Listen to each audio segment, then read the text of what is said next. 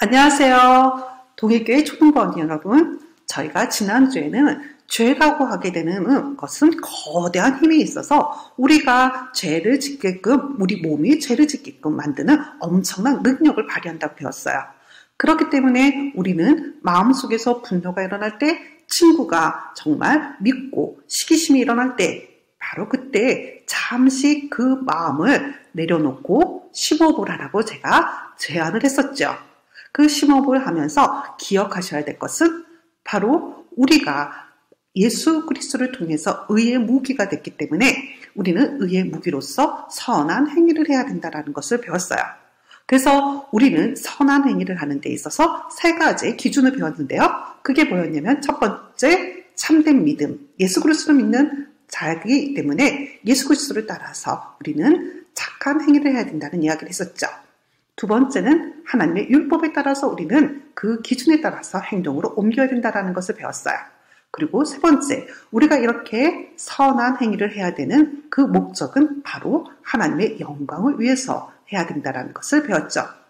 지금 그 두 번째에서 이야기했던 하나님의 율법에 따라서 하나님의 율법이 우리의 기준이 된다라고 그랬는데 바로 그 기준이 된다라고 하는 것이 무엇을 뜻하냐면 바로 율법 10계명이 우리의 거울과 등불이 돼서 우리는 그 거울을 보고 내 마음을 비춰보는 바로 그런 역할을 한다는 것을 오늘 누가복음 18장 18절에서부터 20절 말씀을 통해서 배워보도록 해요. 자, 다 같이 누가복음 18장 18절에서부터 20절 말씀까지 읽어봐요. 어떤 관리가 물어 이르되 선한 선생님이여 내가 무엇을 하여야 영생을 얻으리이까? 예수께서 이르시되 내가 어찌하여 나를 선하다 일컫느냐? 하나님 한 분 외에는 선한 이가 없느니라. 내가 계명을 안 하니 간음하지 말라, 살인하지 말라, 도둑질하지 말라, 거짓 증언하지 말라, 내 부모를 공경하라 하였느니라. 야, 오늘 이 관리가 지금 예수님께 와서 질문을 해요. 그 질문의 내용을 보니까 선한 선생님이여 어떻게 해야 영생을 얻을 수 있습니까? 자, 이 관리의 질문의 요지가 뭘까요?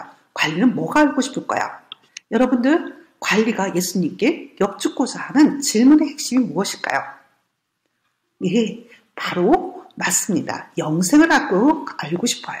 영생을 갖고 싶어요. 영원히 사는 것은 모든 인간들의 욕망인 것 같아요. 근데 그 영생을 어떻게 해야지 얻을 수 있는지 바로 영생을 얻는 방법에 대해서 관리는 알고 싶은 거죠. 바로 이 관리의 대답에 예수님께서 어떻게 하시는지 반응하시는지 볼까요? 당신은 어째서 나를 선하다고 하십니까? 예수님께서 바로 답을 가르쳐 주지 않으시네요. 그리고 오히려 역으로 질문을 던지세요. 근데 그 역으로 질문을 던지는 게 관리가 질문했던 질문의 핵심 포인트하고 뭔가는 조금 안 맞는 것 같아요. 나를 선하다고 하십니까? 언제 관리가 선하다고 그랬죠? 선한 선생님이여. 예수님을 그렇게 불렀죠. 선한 선생님이여 이렇게 불렀는데 지금 예수님께서는 바로 예수님을 선하다고 불렀던 바로 거기에서부터 질문을 시작하세요. 질문에서 답하고 조금 멀어진 것 같은데 거기에 이 질문을 하시고 난 다음에 뭐라고 답하시냐면요. 하나님 한 분 위에는 선한 이가 없습니다. 이 한 분 위에는 선한 이가 없대요. 그러면 무슨 말이냐면 하나님만이 선한 분이시라는 거죠. 하나님 외에 어떤 누구도 선하다고 이야기할 수 없어요. 조금 답이 이상해요. 지금 관리도 느꼈을 것 같아요. 내가 묻고자 하는 것은 이게 아닌데 왜 예수님은 딴 얘기를 하고 계시지? 나는 영생을 얻고 싶은 거지 지금 선한 것을 이야기하고 싶은 것이 아닌데 예수님은 왜 자꾸만 선한 것에 포커스를 맞추고 하나님은 선한 분이라는 것을 이야기하지? 그러고 나서 예수님이 이야기하죠. 그 관리에게 나 외에는 다른 신을 섬기지 말라. 나 외에 섬기는 우상을 만들지고 그것을 섬기지도 말라. 그리고 안식일 부모님을 공경하라. 그리고 살인하지 말라, 간음하지 말라, 도둑질하지 말라, 그리고 내 이웃에게 거짓 증거하지 말라, 내 이웃의 집을 탐내지 말라. 이거는 십계명에서 우리가 이미 알고 있는 십계명을 갖다가 지키라고 하는 거예요. 지금 뭔가 조금 이상해요. 지금 답에서 뭔가 계속해서 멀어지는 것을 관리는 느끼죠. 지금 내가 알고 싶은 것은 이게 아닌데 지금 예수님께서 내 질문을 오해하고 계신 건 아닌가?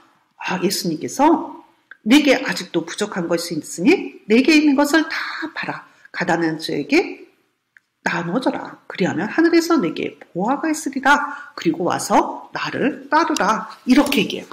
영생을 얻는 방법을 이야기했는데 물어봤는데 십계명을 이야기하시고 그것을 다 지켰냐고 물어보세요. 그리고 나서 뭐라고 얘기하냐면 바로 모든 것을 다 팔아서 가난한 사람들에게 주래요. 그리고 나면 내가 하늘에서 보화가 있을 거고 그리고 나서 예수님을 따르래요. 모든 것을 다 버리고 나서 예수님을 따르라고 지금 말씀하고 계신 거예요. 그리고 난 다음에 예수님이 말씀하시죠. 이 부자는요. 부자였기 때문에 이 관리는 굉장히 부자였기 때문에 굉장히 근심하고 그 자리를 떠나요. 그리고 예수님께서 말씀하시죠. 재물이 있는 자는 하나님 나라에 들어가기가 얼마나 어려운지 낙타가 바늘기로 들어가는 것이 부자가 하나님 나라에 들어가는 것보다 쉽다. 이렇게 말씀하시죠. 지금 부자는요. 하나님 나라에 들어가지 못한대요. 지금 뭔가 이야기가 이상하게 돌아가고 있는 것 같은데 바로 그때 옆에 있는 사람들도 이야기해요. 그렇다 그러면 도대체 누가 구원을 받을 수 있습니까? 누가 구원을 받을 수 있습니까? 라고 그 옆에 있었던 관리와 예수님의 대화를 듣고 있던 사람들이 물어봅니다.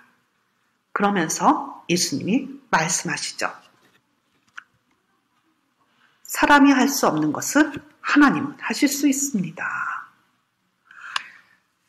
이 말씀이 무슨 말씀일까요? 사람은 하지 못하지만 영생을 얻는 지금 죄에서 구원해서 영원한 삶을 살아갈 수 있는 그 길은 사람은 할 수 없지만 하나님은 하실 수 있다라는 거죠. 그래서 예수님께서 하나님께서는 우리에게 누구를 보내주셨냐면 예수 그리스도를 보내주셨어요. 그 예수 그리스도께서 우리에게 바로 그 구속자로서의 모든 사명을 다 감당하셨던 거죠. 그래서 웨스트민스터 소리문답에서 보시게 되면요. 십계명을 가르치면서 꼭 가르쳤던 것이 무엇이었냐면요. 43문, 44문인데요. 바로 44문을 좀 같이 읽어볼까요? 십계명의 서문이 우리에게 주는 교훈은 무엇입니까? 십계명의 서문이 우리에게 교훈하는 것은 하나님께서 주도 되시고 우리 하나님도 되시고 또 우리의 구속자가 되시는 고로 우리가 마땅히 그의 계명을 지켜야 하겠다라는 것입니다. 라고 가르쳐 주세요. 십계명은 분명 우리가 아시는 것처럼 이스라엘 민족이 애굽 땅에서 노예로 있었을 때 그 종되었던 애굽 땅에서 나오게 하고서 그곳에서 해방시켜서 그들을 이끌어내서 가나안 땅 가게 되는 그 길목에서 하나님께서 이스라엘 민족에게 주신 거예요. 그들에게 이것을 통해서 이것을 다 지킬 수 있으면 너희들이 구원을 받을 수 있어 라고 하면서 이 십계명을 주셨는데요. 그것을 다 지킬 수 있을까요? 지킬 수 없어요. 그래서 하나님께서는 우리를 구원하시기 위해서 누구를 보내주셨냐면 바로 예수님을 보내주신 거죠. 그 예수님이 우리를 죄에서 구원하시기 위해서 십자가에 달려 돌아가셨죠. 그래서 그 보혈로 우리는 죄에서 자유함을 얻게 됐습니다. 그 구속주로서의 예수 그리스도의 그 사역을 알고 있다 한다면 이제서부터는 율법은 우리가 지킬 수 없는 것이 아니라 우리가 그리스도인으로 돼서 나아가는 데 있어서의 무슨 역할을 해주게 되냐면 바로 거울과 같은 역할을 해주고요. 그리고 어두운 곳에서 밝히 빛을 비추는 등불과 같은 역할을 해준다라는 거죠. 이제부터는 율법은 우리가 지킬 수 없는 게 아니라 우리가 지킬 수 없어서 그래서 하나님 앞에 나아갈 수 없게끔 만드는 어떤 장애물이 되는 것이 아니라 예수 그리스도를 믿는 참된 믿음을 가진 우리니까 이제서부터는 그 예수님을 주시는 성령의 능력 아래서 이 율법에 따라서 그것을 지킬 수 있는 능력을 가졌다라는 거예요. 이제부터는 이 하나님의 계명은 장애물이 아닌 우리의 행위를 비춰볼 수 있는 거울이 되는 거고요. 그리고 우리가 밝기 어두운 곳에서 무엇을 해야 될지 몰라서 어떤 것을 선택해야 될지 모를 때 그때 밝게 비춰줘서 우리가 참 선을 선택할 수 있도록 우리들을 비춰주는 등불과 같은 역할을 한다 그랬죠. 그래서 지난주에 배웠던 의의 무게로서의 내가 선행을 할 수 있도록 하는 길잡이 역할을 해주신 거예요. 다시 한번 하이델베르크 신앙교육서 91문에서 얘기했던 선행이란 무엇인가 한번 더듬어서 한번 다 같이 읽어볼까요? 91문 선행이란 무엇입니까? 첫 번째 참된 믿음, 예수 그리스도를 믿는 믿음으로 우리는 참된 구원의 길에 들어섰습니다. 그리고서 우리는 이제부터 하나님의 율법에 따라서 이제부터는 하나님의 율법이 우리의 장애물이 되는 것이 아니라 우리가 선한 일을 행하는 데 있어서의 등불이 되고 그리고 우리에게 있어서 거울의 역할을 하게 되는 거죠. 이제부터 우리는 하나님의 율법에 따라서 그 잣대에 따라서 선한 행위를 행동해야 될 겁니다. 그 행동을 해야 되는 그 목적은 바로 하나님의 영광을 위하여 행하는 것만이 선한 행위라고 합니다. 이것을 잊지 마시기 바랍니다. 내가 생각하는 거나 내가 원하는 것을 하는 것이 아니라 그리고 사람들이 약속해 놓은 그 잣대에 따라서 우리가 행동하는 것이 선행이 아니라 참된 믿음으로 하나님의 율법에 따라서 하나님의 영광을 위해서 행하는 것만이 선한 행위라는 것을 잊지 마시기 바랍니다. 하나님께서는 예수 그리스도를 보내서 우리에게 구원의 길을 허락하셨고요. 그 구원의 길에 들어선 우리는 하나님의 율법인 십계명에 따라서 선한 행위를 지금서부터 살아내야 되는 바로 그리스도인이라는 것을 잊지 마시기 바라요.